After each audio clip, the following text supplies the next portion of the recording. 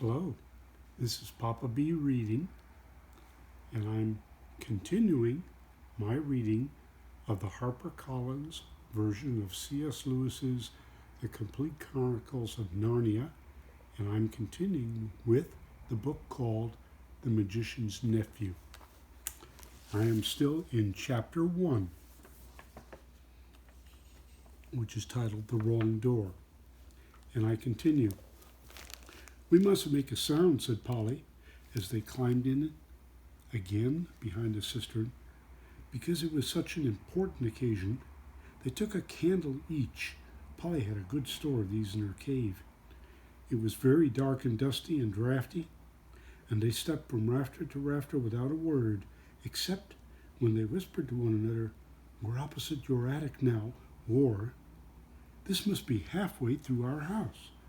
And neither of them stumbled, and the candles didn't go out, and at last they came to where they could see a little door in the brick wall on their right. There was no bolt or handle on this side of it, of course, for the door had been made for getting in, not for getting out.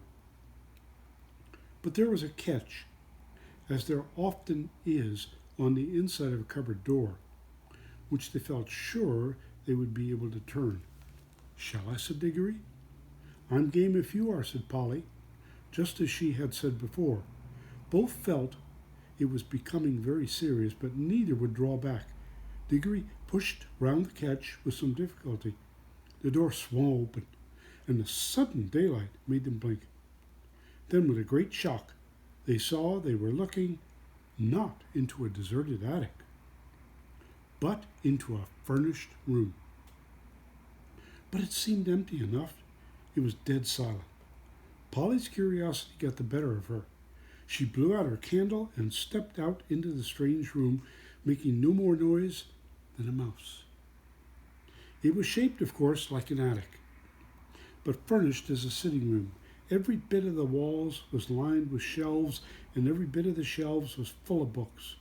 A fire was burning in the grate. You may remember that it was very cold, wet summer that year. And in front of the fire, with its back toward them, was a high-backed armchair. Between the chair and Polly, and filling most of the middle of the room, was a large, or rather a big table, piled with all sorts of things. Printed books, and books of the sort you write in, and ink bottles and pens, and sealing wax and a microscope. But what she noticed first was a bright red wooden tray with a number of rings in it. They were in pairs, a yellow one and a green one together, then a little space, and then another yellow one and another green one. There were no bigger than ordinary rings, and no one could help noticing them because they were so bright. They were the most beautiful, shiny little things you can imagine.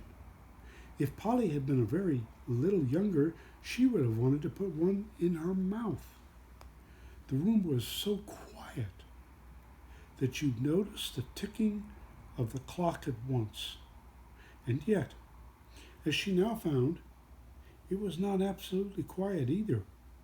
There was a very, very faint humming sound.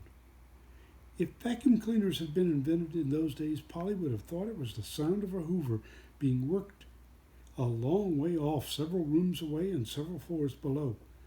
But it was a nicer sound than that, a more musical tone, only so faint that you could hardly hear it. "It's all right, there's no one here," said Polly, over her shoulder to Diggory. She was speaking above a whisper now, and Diggory came out, blinking and looking extremely dirty, as indeed Polly was too. "This is no good," he said. "It's not an empty house at all. We'd better leave before anyone comes." "What do you think those are?" said Polly, pointing at the colored rings. "Oh, come on," said Diggory. The sooner he never finished what he was going to say, for at that moment something happened.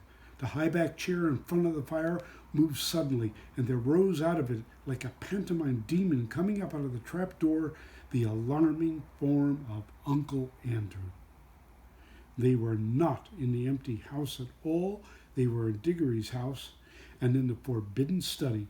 Both children said, "Oh," and realized their terrible mistake. They felt they ought to have known all along that they hadn't gone nearly far enough. Uncle Andrew was tall and very thin. He had a long, clean-shaven face with a sharply pointed nose and extremely bright eyes and a great tousled mop of gray hair. Diggory was quite speechless, for Uncle Andrew looked 1,000 times more alarming than he had ever looked before. Polly was not so frightened yet, but she soon was, for the very first thing Uncle Andrew did was to walk across to the door of the room, shut it, and turn the key in the lock. Then he turned round, fixed the children with his bright eyes, and smiled, showing all his teeth. "There," he said. "Now my fool of a sister can't get at you." It was dreadfully unlike anything a grown-up would be expected to do. Polly's heart came into her mouth, and she and Diggory started backing toward the little door they had come in by. Uncle Andrew was too quick for them. He got behind them and shut that door too, and stood in front of it.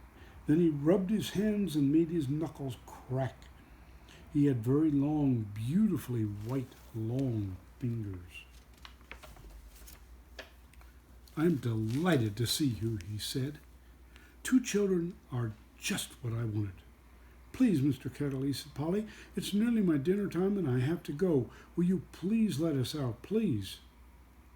"Not just yet," said Uncle Andrew. "This is too good an opportunity to miss. I wanted two children. You see, I'm in the middle of a great experiment. I've tried it on a guinea pig and it seemed to work. But then a guinea pig can't tell you anything, and you can't explain to it how to come back." "Look here, Uncle Andrew," said Diggory. "It really is dinner time, and they'll be looking for us in a moment. You must let us out." "Must?" said Uncle Andrew. Diggory and Polly glanced at one another. They dared not say anything, but the glances meant, "Isn't this dreadful?" and said, "We must humor him. If you let us out for our dinner now," said Polly, "we could come back after dinner." "Ah, but how do I know that you would?"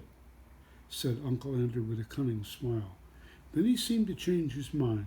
"Well, now," he said, "if you really must go, I suppose you must. I can't expect two youngsters like you to find it much fun talking to an old buffer like me." He sighed and went on. "You've no idea how lonely I sometimes am, but no matter, go to your dinner. But I must give you a present before you go. It's not every day I see a little girl in my dingy old study, especially, if I may say so, such a very attractive young girl as yourself." Polly began to think he might not be mad at all. "Wouldn't you like a ring, my dear?" said Uncle Andrew to Polly. "Do you mean one of those lovely yellow or green ones?" said Polly. "How lovely!" "Not a green one," said Uncle Andrew. "I'm afraid I can't give the green ones away, but I'd be delighted to give you any of the yellow ones with my love. Come and try one on." Polly had now quite got over her fright and felt sure that the old gentleman was not mad, and there was certainly something strangely attractive about those bright rings. She moved closer to the tray. "Why, I declare," she said, "that humming noise gets louder here. It's almost as if the rings were making it." "What a funny fancy, my dear," said Uncle Andrew with a smile. It sounded a very natural laugh, but Diggory had seen an eager, almost greedy look on his face. "Polly, don't be a fool," he shouted. "Don't touch them."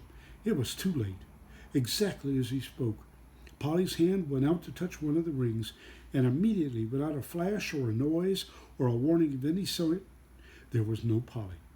Diggory and his Uncle Andrew were alone in the room. And that's all for this session. Thank you very much for joining me, And remember, this is Papa B reading.